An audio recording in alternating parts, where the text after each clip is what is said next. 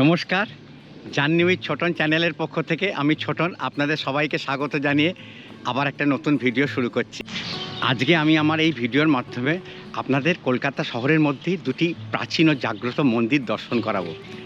এই দুটি প্রাচীন ও জাগ্রত মন্দিরের নাম হচ্ছে শ্রী শ্রী কালাচার্য মন্দির এবং শ্রী শ্রী নিস্তারিণী দেবী কালী মন্দির।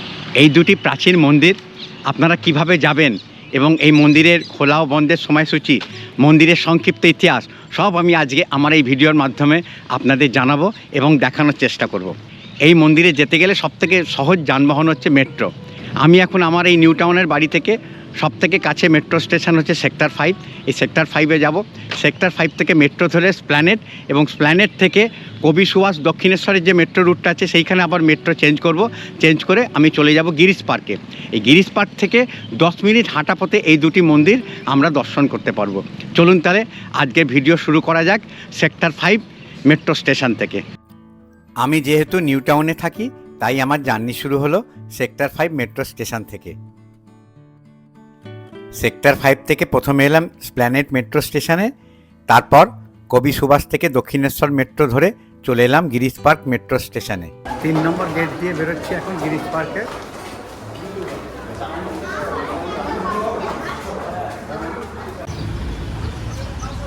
এই সামনে গিরিশ পার্কের 3 নম্বর গেট দিয়ে বেরোলাম, বেরিয়ে সামনে হচ্ছে চিত্তরঞ্জন এভিনিউ। আর এই ডান দিকে আমাকে হাঁটতে হবে, এখান থেকে বেরিয়ে ডান দিকে, এই যে ডান দিকে হাঁটতে হবে। গিরিশ পার্ক থেকে মোটামুটি 10 মিনিট হাঁটতে হবে, কিন্তু আমি আপনাদের এক্স্যাক্ট মন্দিরে পৌঁছানোর পরে বলবো কত মিনিট হেঁটেছি আমি। এই সিগন্যালের এখানে একটা চৌমাথা পড়লো, ওইদিকে একটা রাস্তা চলে গেছে, এটা সোজা শ্যামবাজারের দিকে গেছে, আর এটা স্প্ল্যানেটের দিকে গেছে। আর ডান দিকে যে রাস্তাটা ঢুকে গেছে দেখুন, রামদুলাল সরকার স্ট্রিট।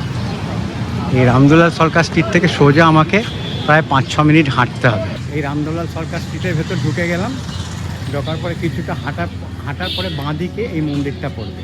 অবশেষে আমি চলে এসেছি শ্রী শ্রী কালাচার্য মন্দিরের একদম প্রবেশদ্বারের সামনে। মোটামুটি গিরিশ পার্কের মেট্রো স্টেশন থেকে আমি 10 মিনিট হাঁটলাম। 10 মিনিট হেঁটে এই মন্দিরের একদম সামনে চলে এসেছি।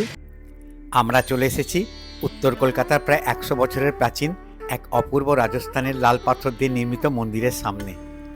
মন্দিরটির নাম শ্রী শ্রী কালাচার্য মন্দির, যা স্থানীয়দের কাছে নারায়ণ মন্দির নামেও পরিচিত। মন্দিরের সামনে থেকে দেখলে মনে হবে আমরা কোনো রাজস্থানের রাজপ্রাসাদের সামনে চলে এসেছি। এই মন্দিরের বৈশিষ্ট্য হলো এর অপূর্ব গঠনশৈলী। একটি সমতল 7 দালানের উপর 4 কোণে 4টি ছোট ছোট রত্ন বা চূড়া রয়েছে।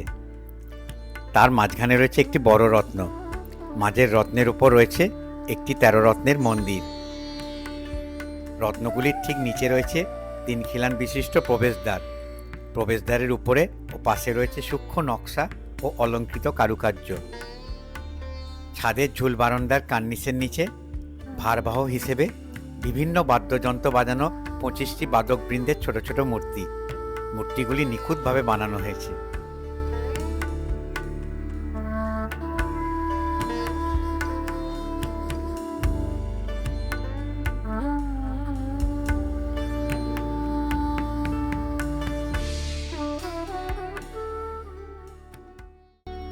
একদম মধ্যস্থলের বাদকবৃন্দের মাঝে খুব ছোট্ট আকারের মহাদেব মা অন্নপূর্ণার মূর্তি। অতি সূক্ষ্ম কারুকার্য খচিত শিল্পকলার কাজ দেখতে পাওয়া যাচ্ছে এই মন্দিরের সামনে।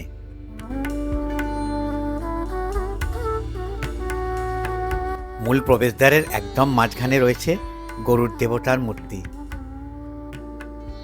গরুর দেবতার ঠিক তলায় বোর্ডে লেখা রয়েছে শ্রী শ্রী কালাচার্য মন্দির। তার তলায় লেখা আছে 1929 খ্রিস্টাব্দে এই মন্দির প্রতিষ্ঠা হয়েছে। প্রবেশদ্বারের দুই পাশে নিখুঁত পাথরের অলঙ্কৃত কারুকার্য।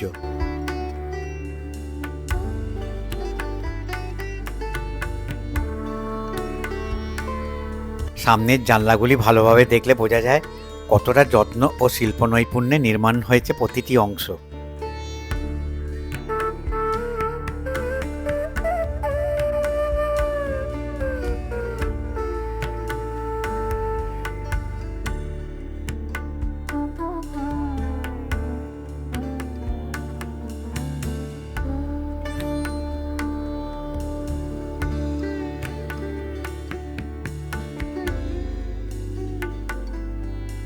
কলকাতা হেরিটেজ টেম্পল গ্রেড 1-এর তকমা পেয়েছে এই প্রাচীন মন্দিরটি।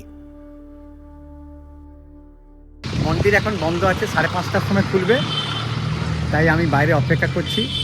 আর একদম মন্দিরের সামনে গাড়ি পার্কিং করা হয়েছে, যেহেতু আজকে রোববার বলে, তাই জন্য মন্দিরের সামনের ভিউটা একদম তুলতে পারছি না, মানে গাড়িগুলো সব ব্লক করে দিয়েছে মন্দিরের সামনেটা। আর যেহেতু আজকে রোববার, আর রোববারে তো গাড়িগুলো এখানেই পার্কিং করে রাখছে, যেহেতু রোববারে গাড়ি চলছে না বলে। তো যতটা সম্ভব আমি সামনে থেকে তুলে ধরার চেষ্টা করেছি। 5:30টার পর এবার মন্দির খুলবে, মন্দির খুলে আমি মন্দিরের ভেতর প্রবেশ করব। ছোট মন্দির, কিন্তু অপূর্ব কারুকার্য খচিত এই মন্দিরের বাইরের পোর্শনটা। এবার ভেতর পোর্শনটা আমি দেখব, দেখে আপনাদের দেখানোর চেষ্টা করব।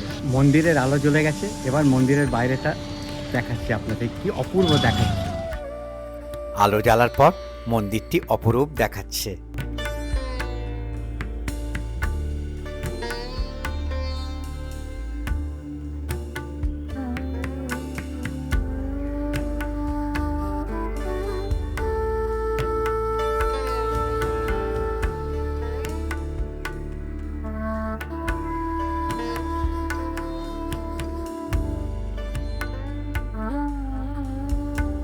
এবার আমরা মূল প্রবেশদ্বার দিয়ে মন্দিরের ভেতরে প্রবেশ করব।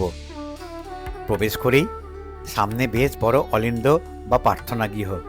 প্রার্থনাগৃহের মেঝ সাদা কালো পাথর দিয়ে মুড়ে দেওয়া হয়েছে।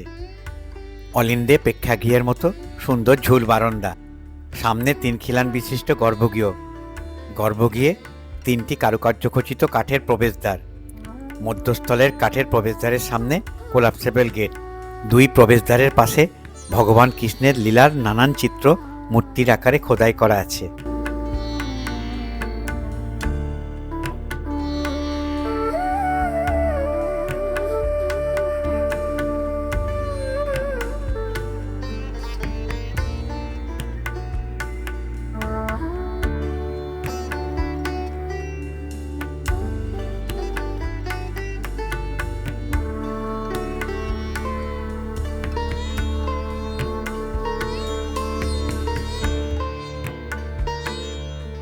আলোকসজ্জায় সজ্জিত মন্দিরের গর্ভগৃহের সামনেটা এক অসাধারণ রূপ নিয়েছে।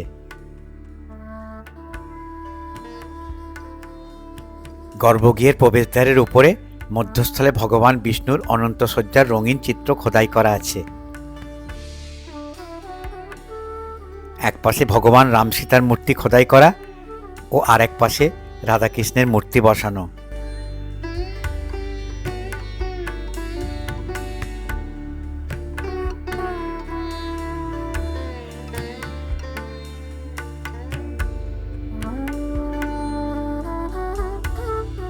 গর্ভগৃহের সামনের দেওয়ালে সুন্দর অলঙ্করণ আছে।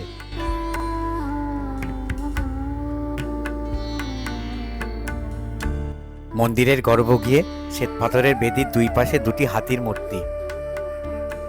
কারুকার্যখচিত কাঠের সিংহাসনে নারায়ণশিলা, মাথায় ময়ূরপুচ্ছ মুকুট। শ্রীকৃষ্ণের গায়ের রং শ্যাম বা কৃষ্ণবর্ণ এবং তার অতি সুন্দর ও মনোমুগ্ধকর রূপের কারণে তাকে কালাচাঁদ বলা হয়। এখানে কালা বা শ্যাম শব্দ দিয়ে তার গায়ের রঙের গভীরতাকে বোঝানো হয়েছে এবং চাঁদ শব্দটি দিয়ে তার মুখের লাবণ্য, স্নিগ্ধতা ও সৌন্দর্যকে তুলনা করা হয়েছে। অর্থাৎ শ্যামল রঙের অধিকারী চাঁদের মতো সুন্দর মুখমণ্ডল হওয়ার কারণেই তিনি ভক্তদের কাছে কালাচাঁদ নামে পরিচিত।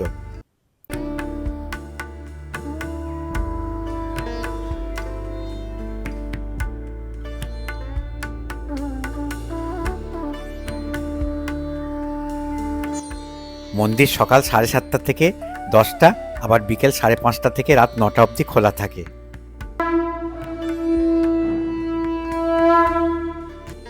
এই মন্দিরটি প্রতিষ্ঠা করেন কলকাতার সম্ভ্রান্ত নান পরিবারের শ্রী বিসি নান।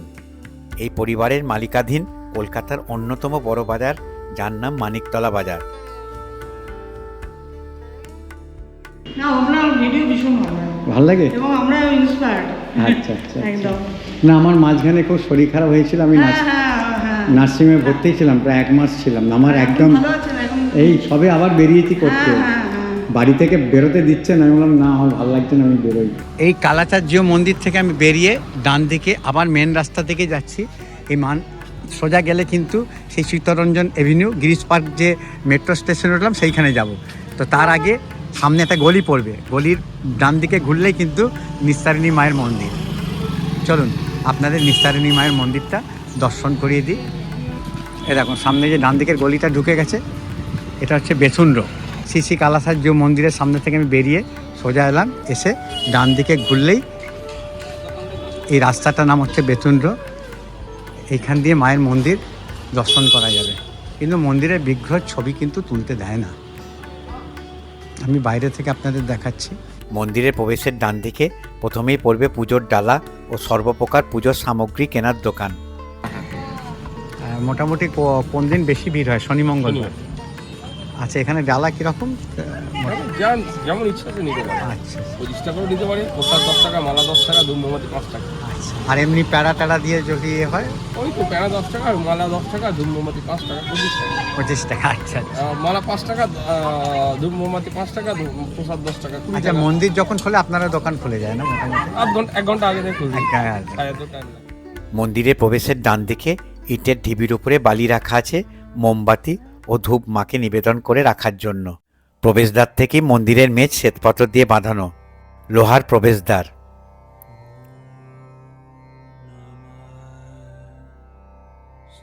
প্রবেশ করেই দুই পাশে দুটি আটচালা গঠনশৈলী দেবাদিদেব মহাদেবের মন্দির। এই মন্দিরটি 1865 খ্রিস্টাব্দে ঈশ্বরচন্দ্রলাল প্রতিষ্ঠা করেন।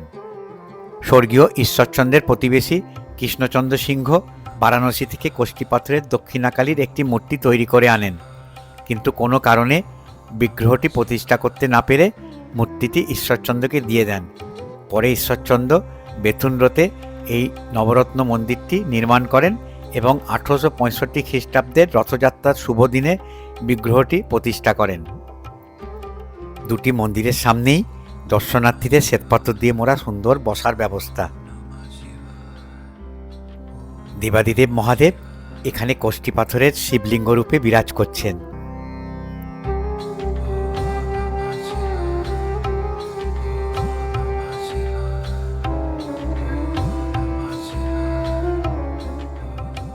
ভগবান শিবের ভক্তরা এক মনে বাবাকে স্মরণ করে তাদের ভক্তি নিবেদন করছেন। দুটি শিব মন্দিরের মাঝখান দিয়ে এগোলে বেশ বড় খোলা চাতাল, যেখানে দর্শনার্থীরা বসে প্রার্থনা করতে পারেন। উঁচু ভিত্তিবেদির উপর স্থাপিত দক্ষিণমুখী মন্দিরটি নবরত্ন শৈলীর। মন্দিরের সামনে সামান্য পঙ্খের কাজ আছে। গর্ভগৃহের সামনে ছোট দালান, দালানের প্রবেশের 3 খিলান বিশিষ্ট প্রবেশদ্বার। মা এখানে নিস্তারিণী দেবী নামে নিত্য পূজিত। এই মন্দিরের বৈশিষ্ট্য হল মা এখানে শাক্ত মতের বদলে বৈষ্ণব মতে পূজিত হন, তাই এই মন্দিরে কোনো পশু বলি হয় না। মায়ের মন্দিরের ডান দিকে ভগবান নারায়ণের গর্ভগৃহ। শ্বেতপাথরের বেদির ওপর ভগবান নারায়ণ শিলারূপে বিরাজ করছেন। মন্দির সকাল 7টা থেকে 10টা, আবার সন্ধ্যে 6টা থেকে রাত 9টা অবধি খোলা থাকে। ঠিক সন্ধ্যে 7টায় সকল দর্শনার্থীদের মন্দিরের বাইরে বার করে সন্ধে আরতি শুরু হলো।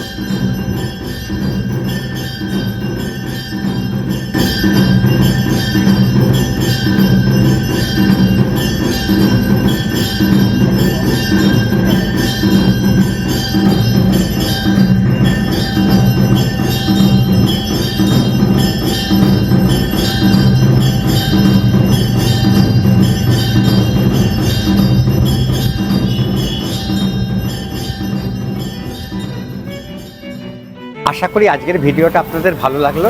যদি আজকের ভিডিওটা ভালো লেগে থাকে তাহলে অতি অবশ্যই আমার ভিডিওটাকে লাইক দেবেন আর ম্যাক্সিমাম শেয়ার করার চেষ্টা করবেন। আপনারা যত বেশি শেয়ার করবেন তত বেশি বয়স্ক মানুষেরা বাড়িতে বসে আমার ভিডিওর মাধ্যমে নানান দর্শনীয় স্থান, মঠ, মন্দির, আশ্রম দেখার সুযোগ পাবে। আপনারা যদি আমার চ্যানেলে নতুন দর্শক হয়ে থাকেন তাহলে আমি আমার পরিচয়টা বলে দিই। আমার নাম অলোক, ডাক নাম ছোটন। আমি নানান দর্শনীয় স্থান, মঠ, মন্দির, আশ্রম ঘুরে বেড়াই এবং তার ভিডিও তুলে আমার চ্যানেলের মাধ্যমে দেখাই। আশা করি আপনাদের আমার ভিডিওগুলো ভালো লাগে। যদি আগামী দিনে আমার ভিডিও দেখতে ইচ্ছুক হন তাহলে আমি আপনাদের বলবো আমার চ্যানেলকে সাবস্ক্রাইব করে বেল আইকনটা টিপে দেবেন। তাহলে আমি যখনই কোনো ভিডিও আপলোড করব তার নোটিফিকেশান আপনাদের মোবাইলের সঙ্গে সঙ্গে চলে যাবে। তাহলে আমি ভিডিওটা যেখানেই শেষ করছি। আবার আপনাদের সঙ্গে দেখা হবে একটা নতুন ভিডিওতে। আমি আবার একটা নতুন ভিডিও নিয়ে হাজির হব আমার চ্যানেল জার্নি উইথ ছোটনের মাধ্যমে। তাহলে ভিডিওটা যেখানেই শেষ করছি।